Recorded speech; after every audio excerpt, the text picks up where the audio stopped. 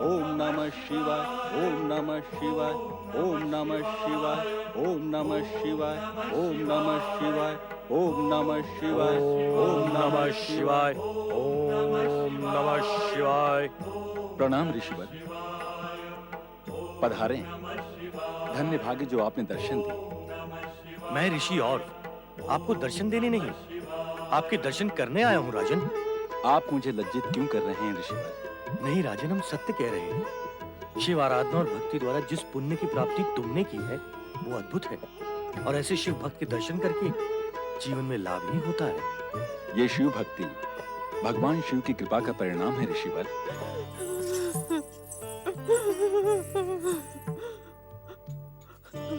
प्रणाम ऋषिवर। कल्याण भव। किंतु महारानी केतुमती, प्रणाम प्रसन्नचित होकर निवेदन किया जाए तो भला लगता है। ये रोते सिसकते हुए प्रणाम करने की प्रथा तो कहीं भी नहीं है। मेरा मन अत्यंत पीड़ित है ऋषिवर। वो तो आपकी मुद्रा से ही प्रकट है, किंतु इस कष्ट का कारण आप स्वयं जानते हैं ऋषिवर कि भगवान शिव की असीम कृपा और आपके शुभ आशीर्वाद के फलस्वरूप ही पुत्र विष्णुध्वज की प्राप्ति हुई है। तो आज अपने ही हट के कारण वो एक संकट से घिर गया है। उसके प्राणों पर संकट आ पड़ा है ऋषिवर। कृपा करके उसके जीवन की सुरक्षा का कोई उपाय कीजिए। आप कुछ कहते क्यों नहीं ऋषिवर? भगवान शिव की लीलाएं अत्यंत विचित्र और अद्भुत होती हैं महारानी। वृषध्वज के जन्म के समय ही इस सत्य का आभास हो गया था मुझे कि जिस पुत्र को शिवाराधना से प्राप्त किया गया है वो पूर्ण आयु नहीं जी पाएगा। ऐसा न कहिए ऋषिवर, ऐसा न कहिए। मैं जो कुछ भी कह रहा हूँ इसमें मेरी इच्छा अथवा विचार तनिक भी नहीं है महारानी। इस विश्वव्यापी सत्य को स्वीकार कर ले। विधि का विधान ही शिवलीला का दूसरा रूप होता है। मैंने आपको पुत्र प्राप्ति की प्रसन्नता से वंचित करना नहीं चाहा था। इसीलिए वृषध्वज के जन्म के समय उसके असमय मरण के योग की बात मैंने प्रकट नहीं की थी। राजकुमार का पद्मजा से मिलने का हट तथा मिलना उसी सत्य का संकेत है। अर्थात मैं अपने पुत्र को असमय ही खो दूंगी। फिर शिव कृपा का अर्थ क्या है? कहाँ हुई हम पर शिव कृपा? यदि भगवान शिव की यही लीला है और उन्हें हमें पुत्र वियोग के शोक में डुबोना ही था, तो हमें पुत्र दिया ही क्यों? भगवान शिव के विषय में ऐसा सोचना और ऐसा कहना उचित नहीं है महारानी। उनकी हर इच्छा को सम्मान पूर्वक स्वीकार करना हर शिव भक्त का कर्तव्य है। महाराज शिवभूति, आपकी बात से निष्ठावान शिव भक्त होने का परिचय मिलता है। स्थिति गंभीर व पीड़ाकारक होने पर भी मैं इतना आश्वासन अवश्य दे सकता हूं कि आपका पुत्र इस शरीर को त्याग कर शिव की परम कृपा प्राप्त कर उत्तम गति को भोगेगा। आपको शोक ना करके इस अप्रिय सत्य को शांतिपूर्वक स्वीकार कर लेना चाहिए। भगवान शिव तुम्हारा कल्याण करे।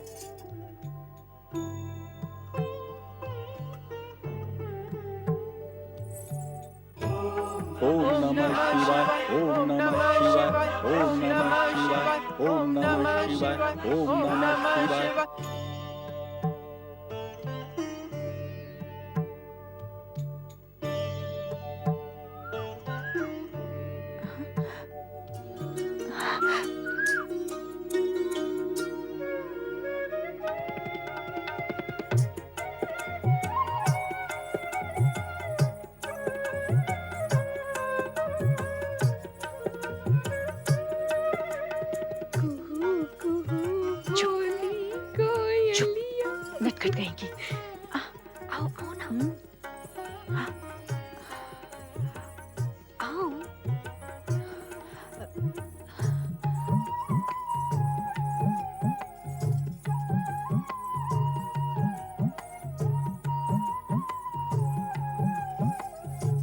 ठहरो।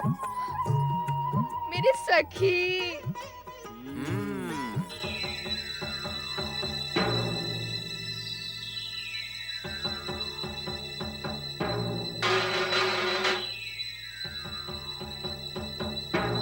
राजकुमारी जी, राजकुमारी जी,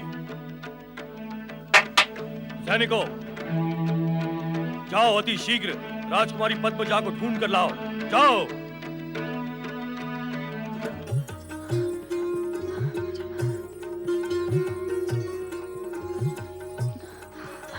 राजकुमार, चलो चलिए, शीघ्र निकल चलते हैं। हाँ चलिए। राजकुमारी पद्मजा महल में नहीं है, चलो खोजो। चलो।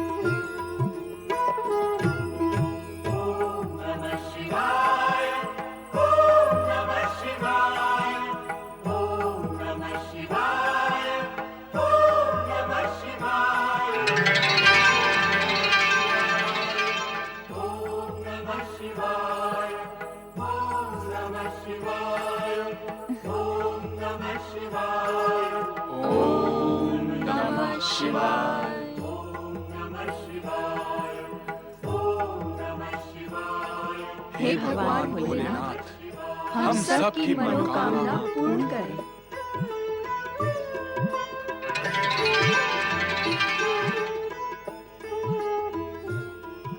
हम पर कृपा करो भगवान, कि हमारे जन्म जन्म का साथ बना रहे। पूर्व जन्मों में हम साथ रहे हैं, इस जन्म में भी साथ हैं, भविष्य में भी हमें साथ ही रखना भगवान, साथ ही रखना। हमारी विनती सुनो भगवान, हम सभी की मनोकामना को पूर्ण करो।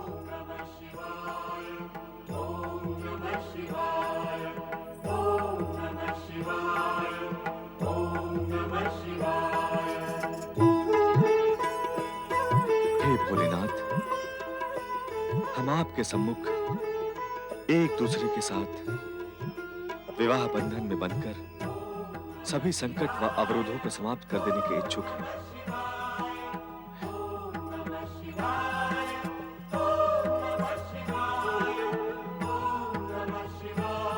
ओम नमः शिवाय, ओम नमः शिवाय, ओम नमः शिवाय, ओम नमः शिवाय, ओम नमः शिवाय, ओम नमः शिवाय, ओम मित्र, शिवाय। ये देखो,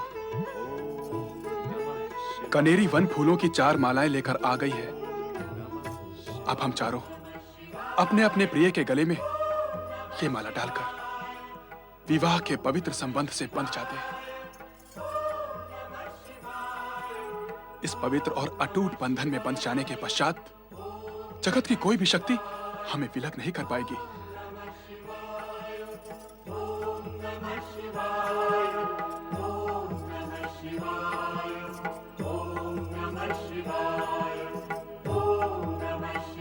ओम नमः शिवाय। राजकुमारी पद्मजा, मैं भगवान शिव की कृपा मानकर तुम्हें अपनी पत्नी स्वीकार करता हूँ।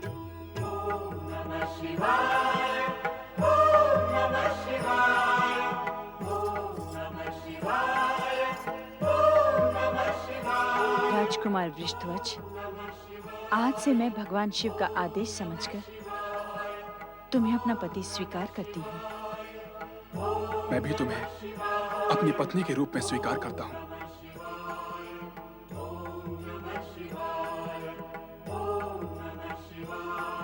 और मैं भी तुम्हें अपने पति के रूप में स्वीकार करती हूँ।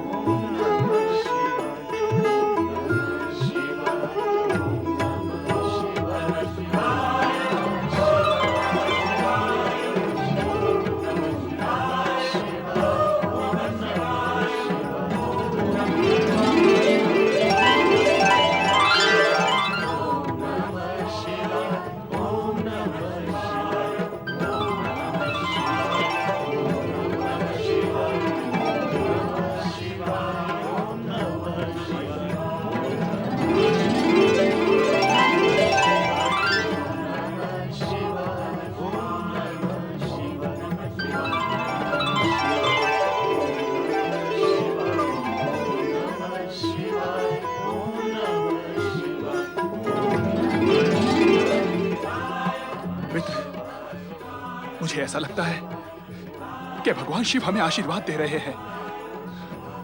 भोलेश्वर की ये प्रसन्न मुद्रा कितनी मनभावन है। मैं भोलेश्वर की इस प्रसन्न मुद्रा को शिवलिंग पर अंकित कर देता हूँ। शिवाय, ओम नमः शिवाय, ओम नमः शिवाय,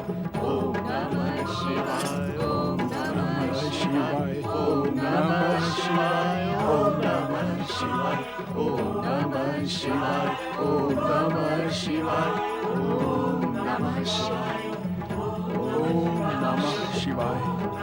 ओम नमः शिवाय, ओम नमः शिवाय,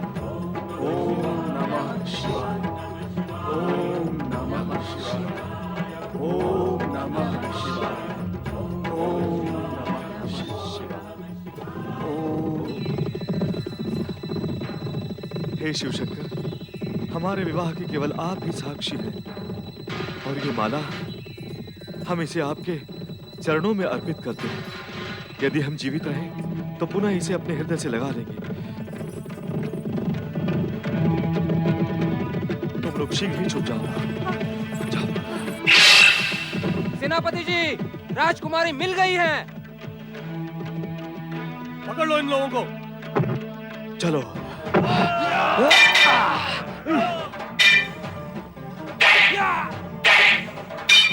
राजकुमारी जी, राजकुमारी जी, चलिए। नहीं चलूंगी मैं। चलो, चलो मेरे साथ।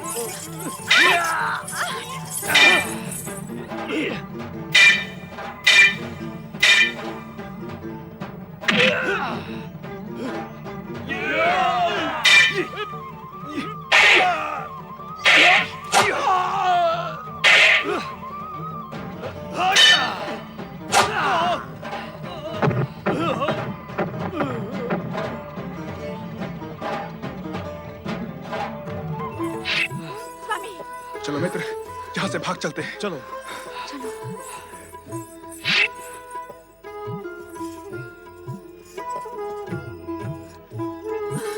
अब हमें शीघ्र यहाँ से चले जाना होगा। हाँ, अब हमारे लिए ये स्थान सुरक्षित नहीं रहा।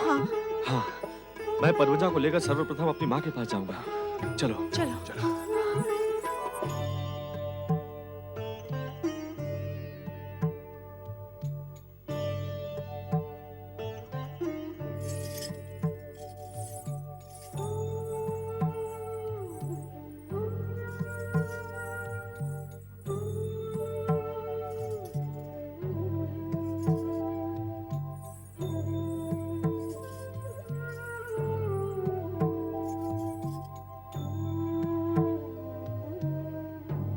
माँ,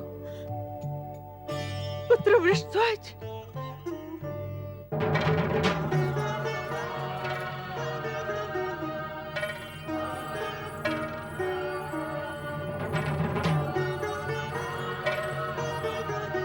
माँ के श्री चरणों में प्रणाम।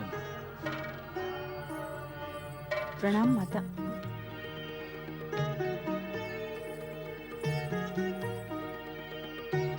तो ये राजकुमारी पद्मजा हैं? हाँ माँ, तुम्हारी पुत्र वधू। नहीं, न ये तेरी वधू हो सकती है और ना ही मेरी पुत्र वधू। ये जानते हुए भी कि इससे विवाह करने वाला काल का ग्रास होगा, तू इसे विवाह करके यहाँ ले आया है। तूने अपनी माता पिता की चिंता न करके स्वयं मृत्यु का वरण किया है वृषध्वज, मृत्यु का वरण। माँ, मैं तुम्हें पहले भी कह चुका हूँ, शिव आराधना से सारी बाधाएं दूर हो जाएगी। कह तो मैं भी चुकी हूँ कि यदि शिव जी की कृपा होती तो ये बाधा आती ही क्यों? नहीं, नहीं पुत्र, तूने अपनी माँ का हृदय पीड़ित किया है। ये उचित नहीं किया पुत्र, ये तूने उचित नहीं किया। और तू मेरी पुत्र वधू बनने की इच्छा से तूने मेरे और मेरे पुत्र के प्राण संकट में डाल दिए हैं। अपने स्वार्थ की पूर्ति के लिए तू मेरे पुत्र का बलिदान लेना चाहती है? पर कब तक? यदि मेरा पुत्र ही नहीं रहेगा तो तू भी सधवा नहीं रहेगी। क्या प्राप्त हुआ तुझे और क्या प्राप्त होगा? क्या सुख मिलेगा तुझे? हम माँ और पुत्र की बलि लेकर? माँ, मुझ पर मिथ्या आरोप ना लगाए माँ। जो आप कह रही हैं वो सत्य नहीं है। सत्य नहीं है अर्थात मैं असत्य कह रही हूँ। क्या ये सत्य नहीं है कि जो पुरुष तुझे देखेगा वो 1 वर्ष के अंदर ही मृत्यु को प्राप्त होगा? क्या ये अप्रिय सत्य तेरे सिर पर नहीं बैठा है? क्या तू अभिशापित नहीं है? बोल। तो इसमें मेरा क्या दोष है माँ? किंतु स्वार्थवश मैंने आपके पुत्र से विवाह किया है। ये सत्य नहीं है माँ, ये सत्य नहीं है। पर तूने इससे विवाह क्यों किया? क्या इसके अतिरिक्त अन्य और कोई नहीं था तेरे भाग्य में? एक यही शेष रह गया था तुझसे विवाह करने के लिए? शांत हो जाओ माँ। नहीं, मैं शांत नहीं होंगी, पर तू मौन हो जा, बोल मत। माँ, तुम विवाह का सारा दोष पद्मजा पर क्यों डाल रही हो? जो कुछ भी हुआ मेरी इच्छा से ही हुआ। ये निर्दोष है। तुम दोनों ही निर्दोष हो। दोष तो सारा मेरा ही है। मैंने ही बालपन से तेरे सब हठ पूरे किए और तू हठ धर्मी हो गया। मेरी ममता और मोह का तूने अनुचित लाभ उठाया है वृषध्वज। मैंने तो कभी कल्पना भी नहीं की थी कि मेरा अपना ही पुत्र मेरी ही इच्छा के विरुद्ध विवाह करके अपने ही प्राणों का शत्रु बन जाएगा। ऐसा कुछ नहीं है माँ। अब माँ को बहलाने और भ्रम में डालने की आवश्यकता नहीं है पुत्र। तुमने मेरी इच्छा के विरुद्ध हट करके विवाह किया। इसकी पीड़ा तो मैं सह रही हूँ और सहती ही रहूंगी, किंतु मेरे सम्मुख तेरे प्राणों पर संकट आए, ये मैं कभी सह नहीं सकूंगी। जगत की कोई मां नहीं सह सकती। इसलिए अब तुम दोनों मुझ पर दया करो और ये स्थान, ये महल, ये राज्य त्याग कर कहीं और चले जाओ। हम कहाँ जाएंगे माँ? कहीं भी चले जाओ, पर यहाँ से, मेरी दृष्टि से, मेरी माया ममता से दूर चले जाओ। तुम्हारा जो भी परिणाम हो वो मेरे सामने नहीं, उससे दूर ही हो तो अच्छा है। तुम हमारा बहिष्कार कर रही हो माँ। बहिष्कार समझो अथवा निष्कासन, पर यहाँ से दूर चले जाओ।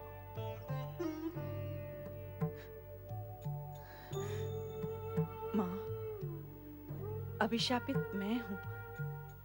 मेरे दोष का दंड आपके पुत्र क्यों पाए? मैं अकेली ही यहाँ से चली जाती हूँ। अपने पुत्र को आप यहीं रहने दें। नहीं पद्मजा, नहीं, मैं तुम्हें अकेले नहीं जाने दूंगा। कैसा अभिशाप और कैसा दंड! दोष न तुम्हारा है और न मेरा। ये सब तो पूर्व जन्म का ही फल है।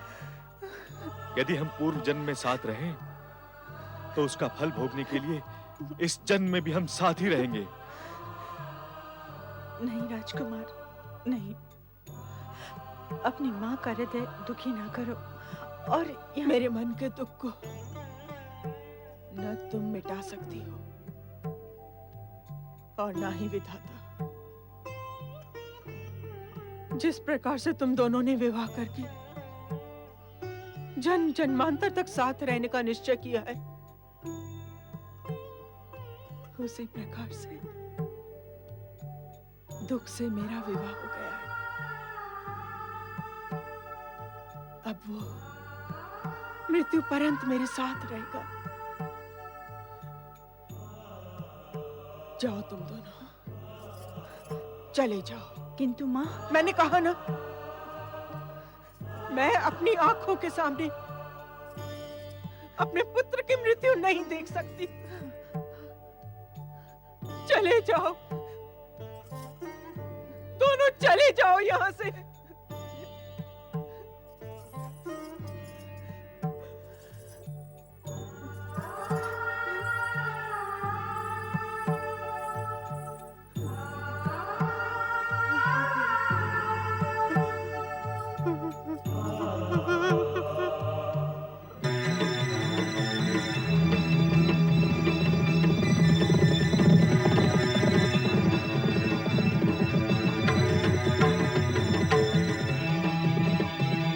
हमने सेनापति प्रसन्नजीत को राजकुमारी पद्मजा को खोजने के लिए भेजा था, किंतु अब हमें दोनों को ही खोजना पड़ रहा है।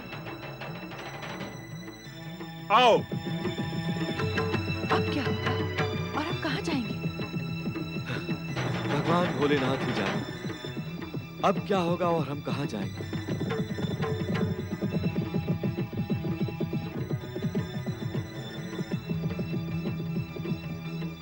पद्मजा, पद्मजा, पद्मजा, पद्मजा! पिताजी क्रोध में है, शीघ्र चलो।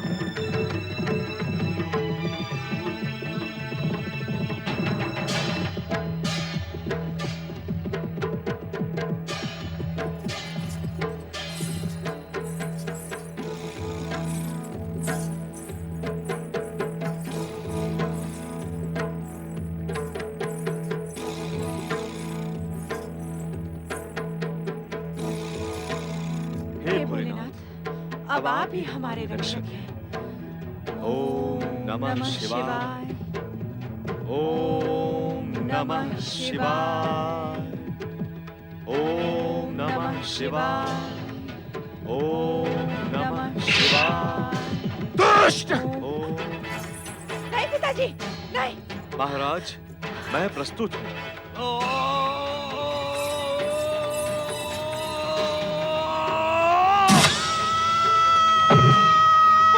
पद्मजा! पद्मजा!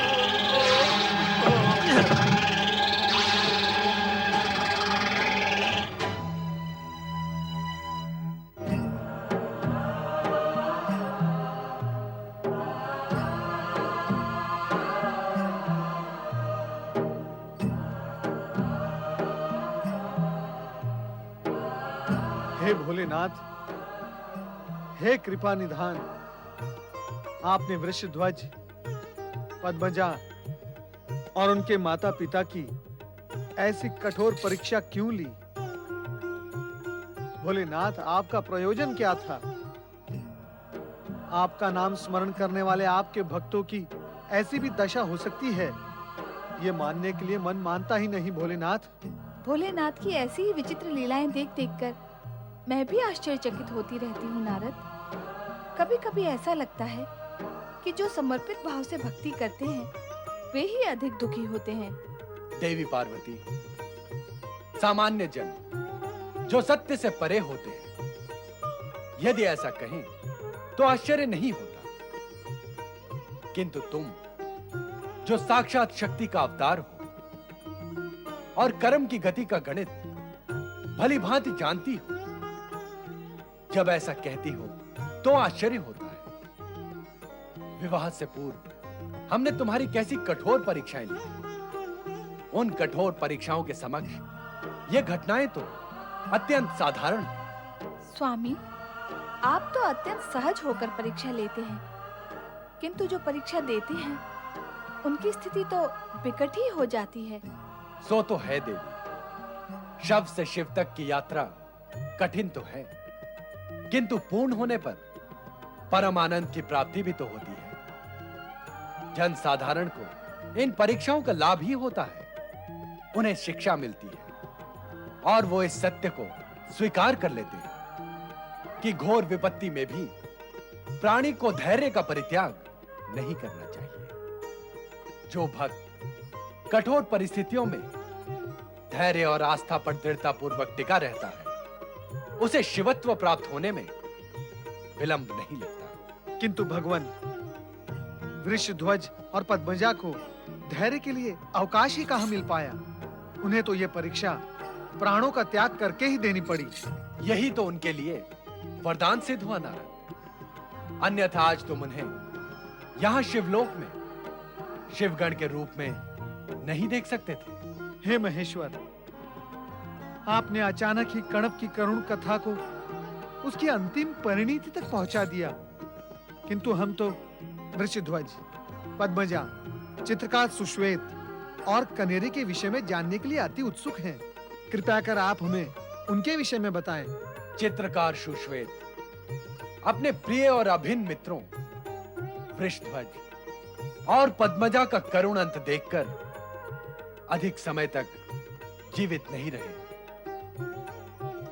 उन दोनों ने भी अगले जन्म में अपने प्रिय मित्रों का ही अनुसरण किया।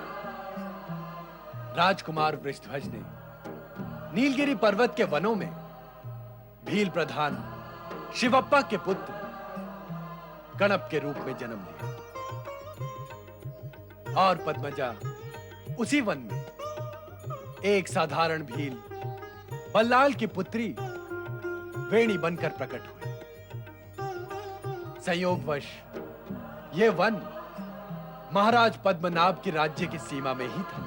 ये तो बताए प्रभु कि चित्रकार सुश्वेत और कनेरी का क्या हुआ। नारद, तुम इन दोनों के साथ उन दोनों के होने की कल्पना कर रहे हो। स्वाभाविक है भोलेनाथ, स्वाभाविक है। आपने अब तक की कथा में इनका जो अटूट प्रेम, नाता और संबंध स्पष्ट किया है, उसके आधार पर तो इन चारों का साथ होना स्वाभाविक है। आत्मा भी तो अपने प्रिय की ओर ही आकर्षित होती है और उसे भी आकर्षित करती है। सत्य कहा तुमने नारद। आत्मा को जब आत्मा की पहचान हो जाती है, तभी वो परमात्मा को पहचान सकती है। जो आत्मा अन्य आत्मा को न पहचान कर परमात्मा तक पहुंचना चाहे, तो उसे सफलता कभी प्राप्त नहीं हो सकती। हे भोलेनाथ, कृपया कर अपने इस कथन को तनिक सरल करें। सरल और लोक भाषा में यही कहा जा सकता है नारद कि यदि प्राणी से प्रेम नहीं कर सकता, तो वो परमात्मा से क्या प्रेम करेगा। परमात्मा तक पहुंचने के लिए प्राणी को प्राणी तक पहुंचना होता है। वृषध्वज शिवभक्त था, किंतु वो पद्मजा और मित्र सुश्वेत से भी प्रेम करता था। इतना प्रेम कि अपने प्राणों तक की चिंता नहीं की उसने। सुश्वेत भी वृषध्वज और कनेरी को अंतर्मन से प्रेम करता था। प्रेम की इस पराकाष्ठा ने ही इन चारों को पुनः अगले जन्म में मिला दिया। विधाता को ऐसा करना ही पड़ा। समर्पित प्रेम की प्रगाढ़ता के कारण ही वृषध्वज और पद्मजा जन्मों का घेरा फेरा तोड़कर यहां शिवधाम तक आ सके। तात्पर्य यही है नारद कि परमात्मा की कृपा और प्रेम उन्हीं प्राणियों को प्राप्त होता है जो प्राणी मात्र से प्रेम करते हैं। यदि संपूर्ण जगत इस सरल सत्य को मान ले, जान ले और व्यवहार में पूर्ण करने की बात ठान ले, तो फिर प्रभु स्वर्ग पृथ्वी से कितना दूर रह जाएगा। तुम भावना की भाषा बोलने लगे नारद। अब इसी बात को तनिक व्यवहार की भाषा में कह के बताओ। प्राणी को शिवधाम की प्राप्ति के लिए अनन्य शिव भक्ति और शिव के प्रति संपूर्ण समर्पण की भावना आवश्यक है। इसी समर्पण और प्रेम के पराकाष्ठा के आधार पर ही सुश्वेत, कणप का भील मित्र अंजैया और कनेरी भील पुत्री वेणी की सखी देसिया के रूप में जन्मी। इन चारों का बालपन उसी वन में खेलते कूदते बीता। ये चारों समय के व्यतीत होने के साथ साथ युवा हुए, परंतु अब तक इन्हें अपने पूर्व जन्म का तनिक भी आभास नहीं था। इन चारों का बालपन उसी वन में खेलते कूदते बीता। ये चारों समय के व्यतीत होने के साथ साथ युवा हुए, परंतु अब तक इन्हें अपने पूर्व जन्म का तनिक भी आभास नहीं था। कणप अंजैया से और वेणी देसिया से अपरिचित ही रहे। यद्यपि दोनों मित्र थे, साथ साथ वन में जाते थे, आखेट करते थे,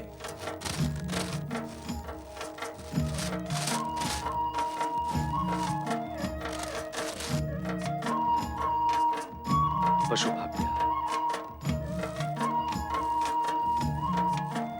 भाग नहीं गया, भगा दिया तुमने। मैंने भगा दिया? मैं तो स्वयं पशु का पीछा कर रहा था। भाग तो मैं भी रहा था उसके पीछे, परंतु भागने से क्या होता है? तो फिर क्या करने से क्या होता है? लक्ष्य, लक्ष्य साधना पड़ता है। तुमने कहा कि वो मेरा आखेट है, इसलिए मैंने लक्ष्य साधने के बाद भी उस पर बाण नहीं चलाया। तुम आगे आगे थे, इसलिए मैंने समझा तुम्हें उसे समाप्त करोगे, इसलिए मैंने बाण नहीं चलाया। दोष तुम्हारा ही है। तुमने बाण क्यों नहीं मारा? तुम आगे थे तो कैसे चलाता? कहीं ये बाण तुम्हें लग गया था तो? अब बातें ना बनाओ, सारा दोष तुम्हारा ही है। तुम्हारे कहने से क्या मैं दोषी हो जाऊंगा? देखो, यदि तुम अपना दोष नहीं मानोगे तो मैं भी अपना दोष क्यों मानूं? अर्थात दोषी हम दोनों हैं, पर अपना दोष नहीं मानेंगे। ऐसा ही होता है। अपना दोष ना मानने से और सामने वाले को दोषी बताते रहने से और अधिक दोषों की उत्पत्ति होती है, जिससे और अधिक विवाद उठता है, जिससे और अधिक संकट बढ़ते हैं और जिससे मानव और अधिक दुखी होता है। इतना सब कुछ होने दिया जाता है, परंतु दोष मानना स्वीकार नहीं होता।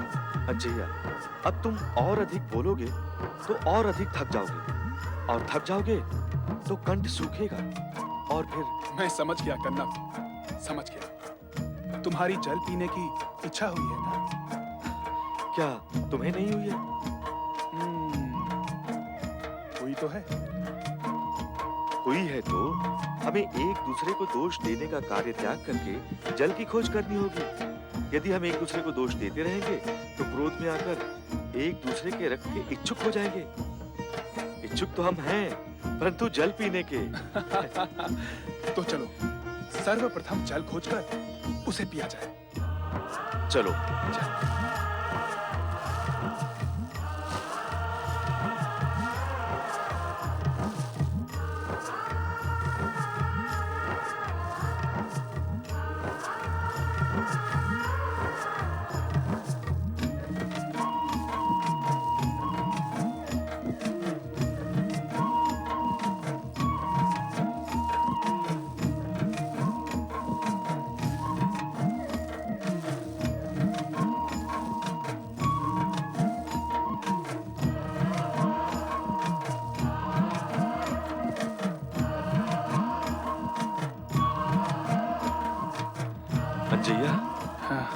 यहाँ कहीं भी जल नहीं दिखाई दे रहा है। आगे बढ़ते हैं, मिल जाएगा। चलो।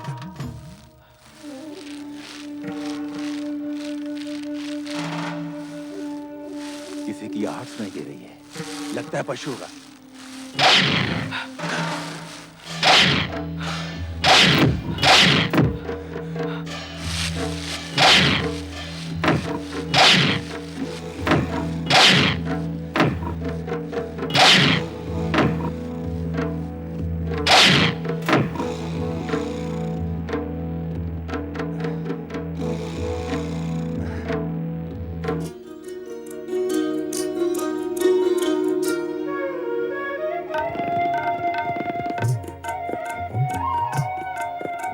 वेणी, तेरी माला नहीं बनी अभी तक? नहीं ना, मुझे तेरी भांति अच्छी माला बनाने आती नहीं रे देसिया। ए सुन, क्या पिछले जन्म में तू माला ही बनाती रहती थी? कौन जाने, बनाई भी होगी तो तेरे लिए ही बनाई होगी, अपने लिए नहीं।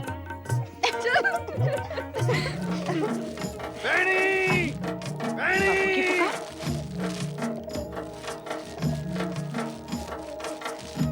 वेणी, क्या हुआ बापू? दो वनीले पशु इधर आकर कहीं आसपास छुपे हैं।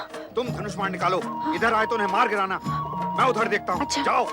चल, चलना।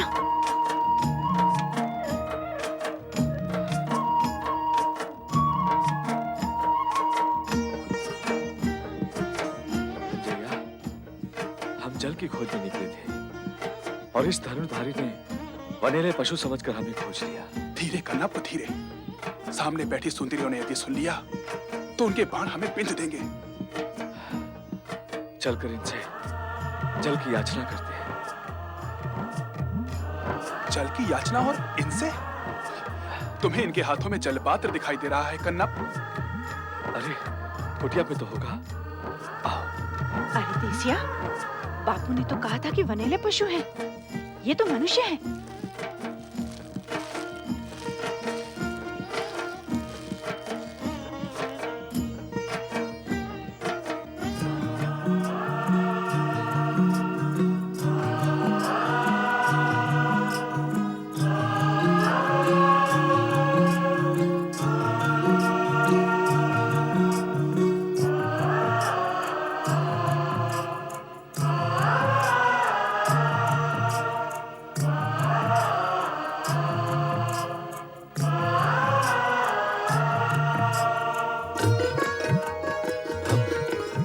वनेले पशु नहीं है, वनवासी मनुष्य है।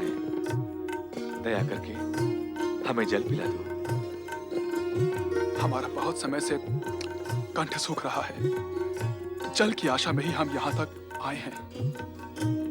हमें शीघ्र जल पिला दो वन सुंदरियों, नहीं तो हम बाण के बचे बिना जल के मर जाएंगे। हाँ, हाँ, अभी लाती हूँ।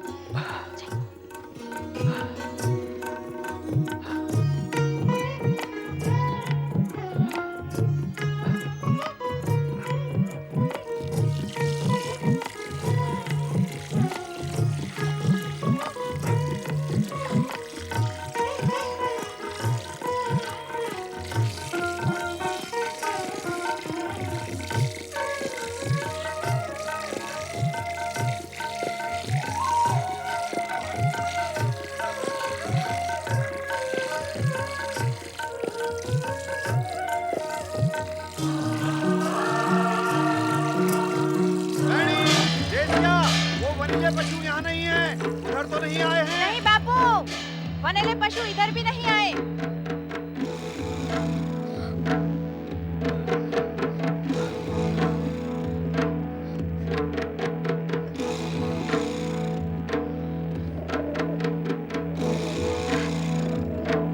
बापू, बापू, हमने उन वनेले पशुओं को मारकर भगा दिया है।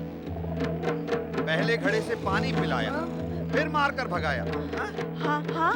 नहीं नहीं नहीं नहीं नहीं। हाँ हाँ भी, नहीं नहीं भी, सब बराबर हो गया।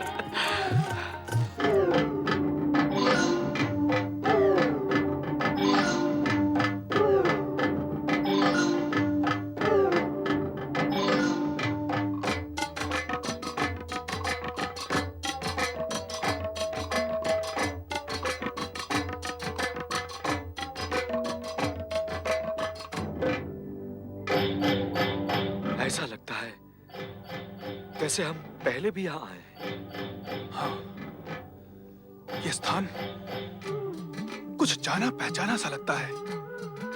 लगता तो ऐसा भी है जैसे ये स्थान पूर्व जन्म की घटनाओं से जुड़ा हुआ है। मुझे भी पूर्व जन्म का आभास हो रहा है। हम दोनों को एक सा ही आभास हो रहा है, अर्थात पूर्व जन्म में हम दोनों साथ ही थे। ऐसा ही है। मुझे तो ऐसा भी लग रहा है कि हम यहाँ अनेक बार आकर गए हैं।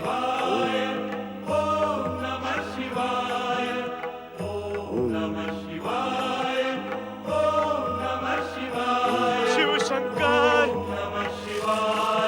हे भोलेनाथ, नमः शिवाय, नमः शिवाय, ओम नमः शिवाय, ओम नमः शिवाय, ओम नमः शिवाय, ओम नमः शिवाय, ओम नमः शिवाय, ओम नमः शिवाय।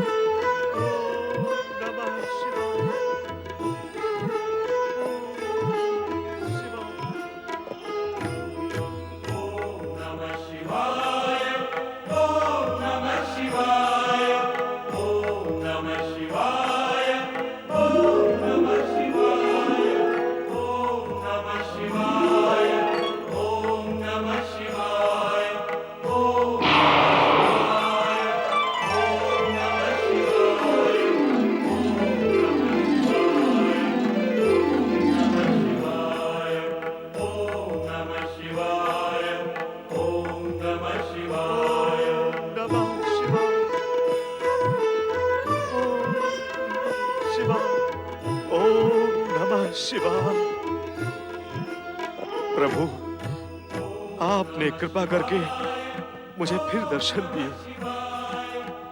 मेरा जीवन सफल हो गया प्रभु, मेरा जीवन सफल हो गया।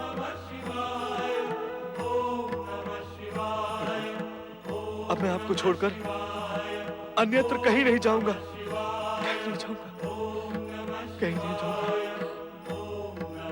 आपकी पूजा करने के लिए मेरे पास कुछ सामग्री भी नहीं है, कुछ सामग्री भी नहीं है प्रभु। मैं क्या करूं प्रभु, मैं क्या करूं?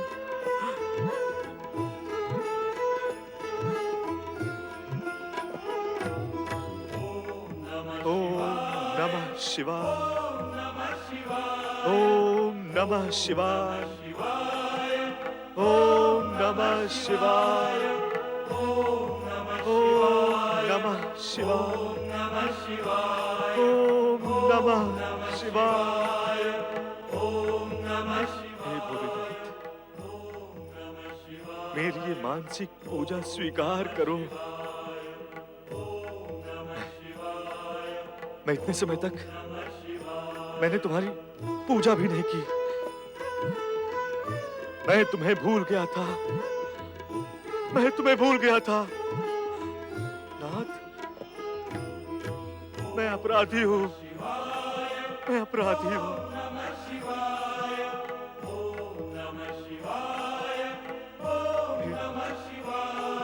मुझे क्षमा कर दे और मेरी ये मानसिक पूजा स्वीकार कर। ओम नमः शिवाय, ओम नमः शिवाय,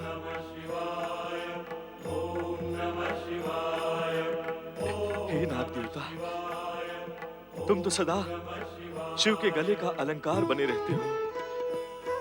तुम शिव कृपा के पात्र हो। तुम धन्य हो, तुम धन्य हो नाग देवता। मैं तुम्हें भी प्रणाम करता हूँ।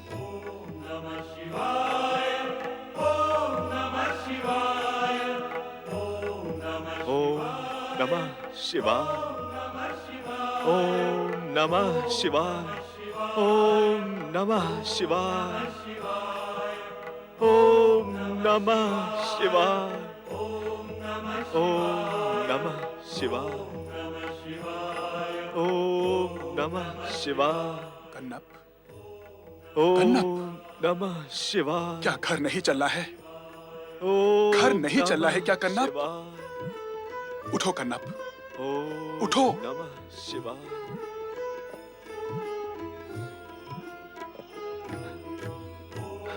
तुम ठीक कह रहे हो अंजैया।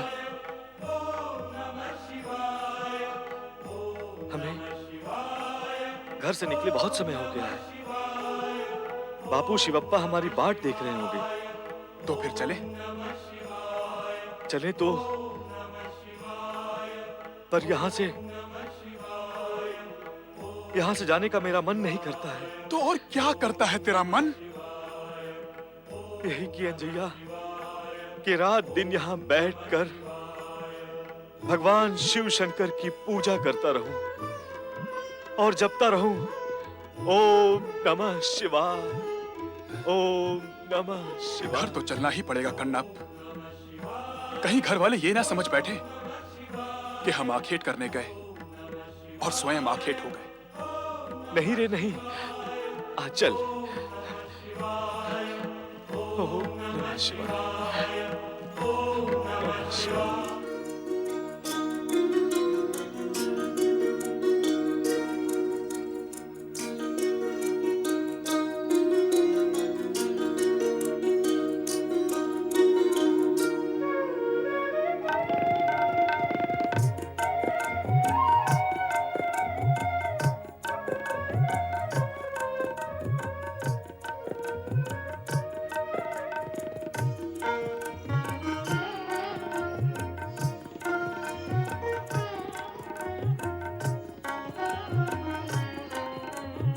वेणी, वेणी,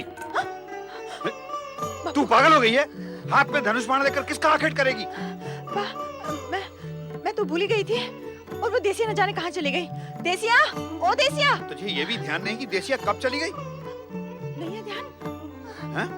नहीं बाबू, मुझे ध्यान है। मुझे तुम्हारे लिए भोजन बनाना है। मैं अभी बनाती हूँ भोजन बाबू, अभी बनाती हूँ, अभी वेणी? बनाती हूँ। ये क्या हो गया इसे? इसकी मति मारी गई। भगवान शिव इसकी रक्षा करे।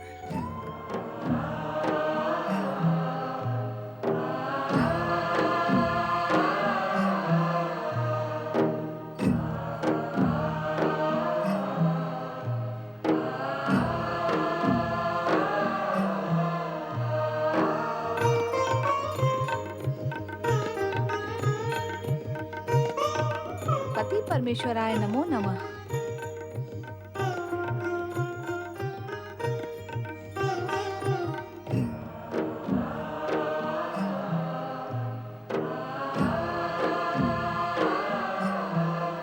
आप किस विचार में खोए हैं स्वामी? भोलेनाथ, मैं आपसे कुछ पूछ रही हूँ, मुझे उत्तर दें। मुझे उत्तर दें।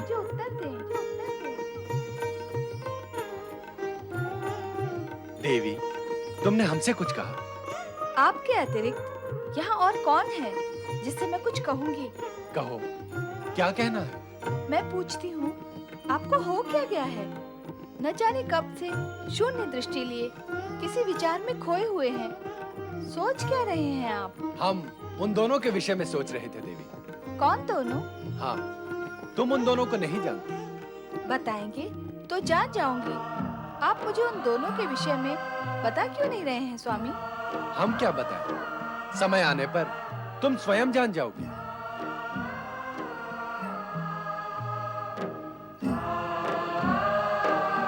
कन्नप, ओ कन्नप, आखेट का समय हो गया है। शीघ्र आ, व्यर्थ समय न गवा।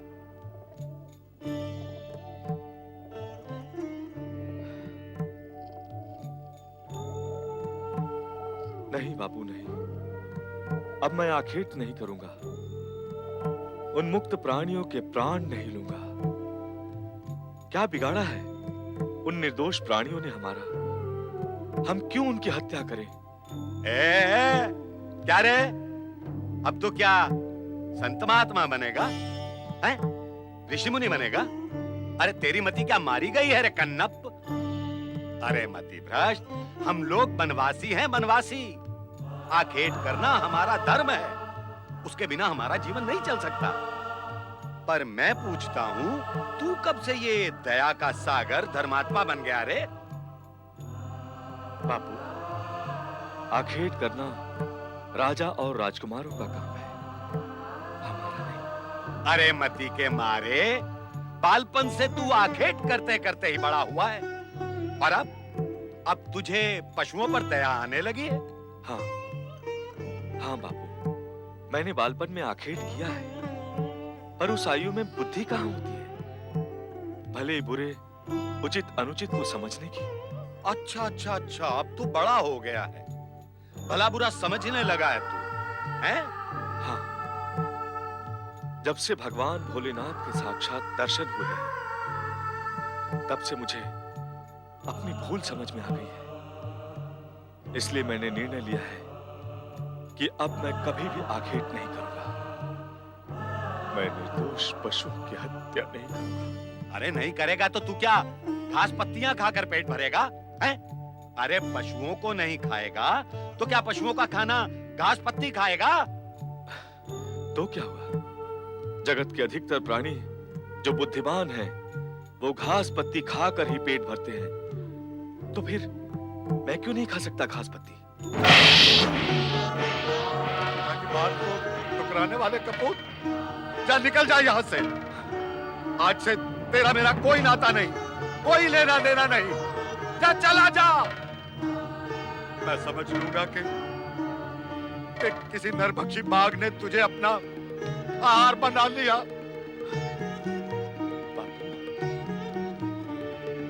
तुमने जीवन भर निर्दोष पशुओं की हत्या करके घोर पाप किए हैं। पता नहीं उसका दुष्परिणाम और फल तुम्हें कितने जन्मों तक भोगना पड़े, पर अब भी समय है।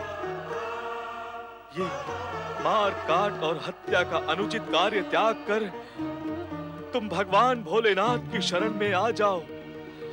वो तुम्हारे सारे पाप मिटा देंगे, वो तुम्हें क्षमा कर देंगे, सद्बुद्धि देंगे, तुम्हें सन्मार्ग पर चलने की प्रेरणा देंगे। नहीं, मतलब मेरे सामने उस भगवान का नाम जो पिता पुत्र में भेद और वाद विवाद करवा देता है। जा निकल जा यहाँ से, मैंने कहा ना, निकल यहाँ से। भोलेनाथ, ओम नमः शिवाय, ओम नमः शिवाय, ओम नमः शिवाय।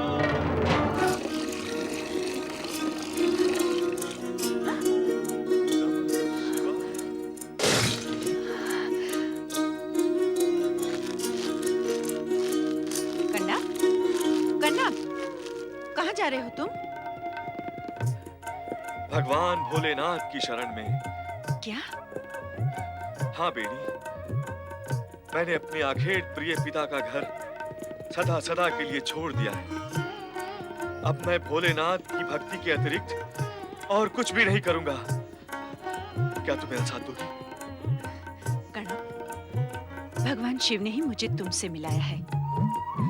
तुम शिव के भक्त और मैं शिव के साथ साथ तुम्हारी भक्त। इसलिए अब मैं तुम्हारा साथ कभी नहीं छोड़ूंगी। तुम मेरे साथ मेरे घर चलो। मेरे बापू तुम्हें अवश्य आसरा देंगे। हाँ? मैं तुम्हारे बापू के आश्रित रहने के लिए तुम्हारे साथ चलूं? नहीं नहीं कर्णप, आश्रित रहने के लिए नहीं, मुझे सदा के लिए प्राप्त करने के लिए। जब तुम मेरे साथ मेरे घर चलोगे तो बापू अवश्य ही हम दोनों की गांठ बांधेंगे और हम सदा के लिए एक दूसरे के हो जाएंगे। आओ कर्णप, चलें। कहाँ गई पता करने गई, क्यों गई, क्या करने गई, कब गई मुझे भी नहीं पता, पर आएगी तो।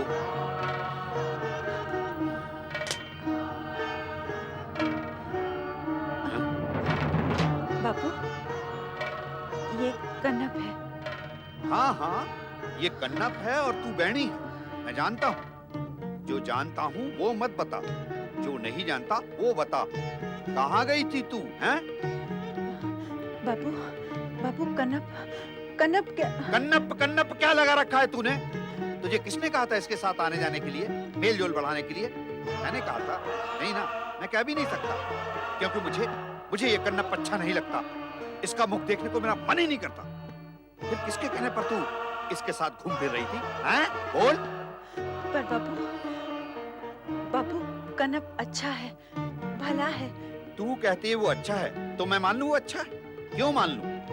मैं मानता हूँ वो अच्छा नहीं है, भला नहीं है। तू मान सकती है जो मैं मानता हूँ? नहीं मान सकती ना, तो मैं क्यों मान लूं जो तू मानती है? इसे मत डांटिए बाबू, मैं ही चला जाता। चले जाना ही समझ का काम होगा। अधिक समझ का काम ये होता यदि तुम इसके साथ यहाँ आते ही नहीं, और सबसे अधिक समझ का काम ये होगा कि इसके बाद वैणी से मिलना ही नहीं। पीछे की ओर मुड़ो और चले जाओ यहाँ से।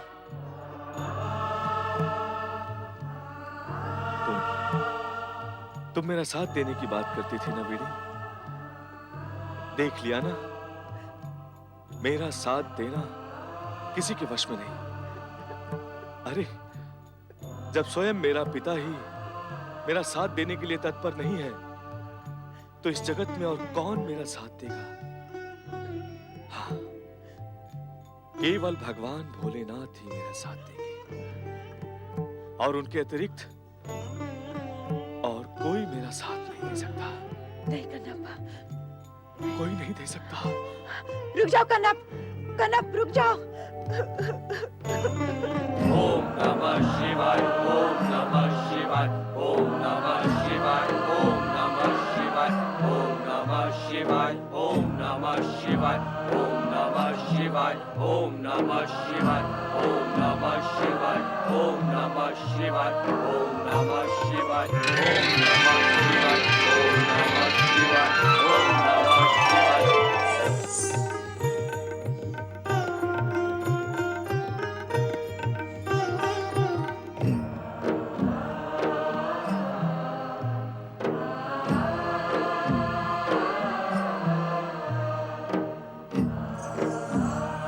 भगवान शिव शंकर कहाँ हैं नंदी महाराज? माता, अभी अभी भोलेनाथ यही थे, पर अचानक देखते देखते अदृश्य हो गए।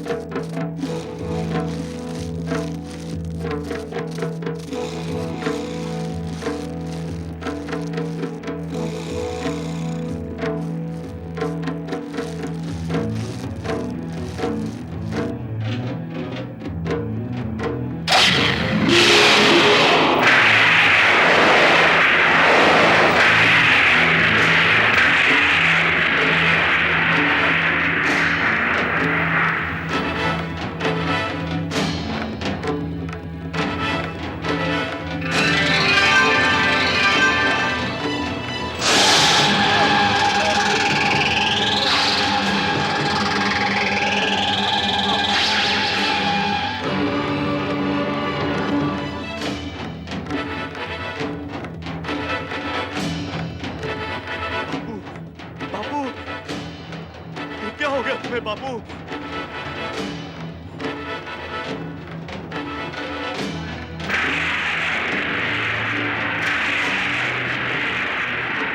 ये किसने किया?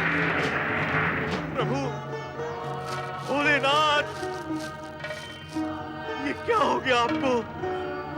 किसने आहत किया आपकी आंख को? किसने किया ये क्या हो गया आपको भोलेनाथ? ये किसने किया? अब मैं क्या करूं? भोलेनाथ, अब मैं क्या करूं? हे भोलेनाथ, यदि आपकी आंख को कुछ हो गया तो भक्तगण आपकी कृपा दृष्टि से हीन हो जाएंगे। सारे जगत में अंधकार छा जाएगा। अंधकार छा जाएगा।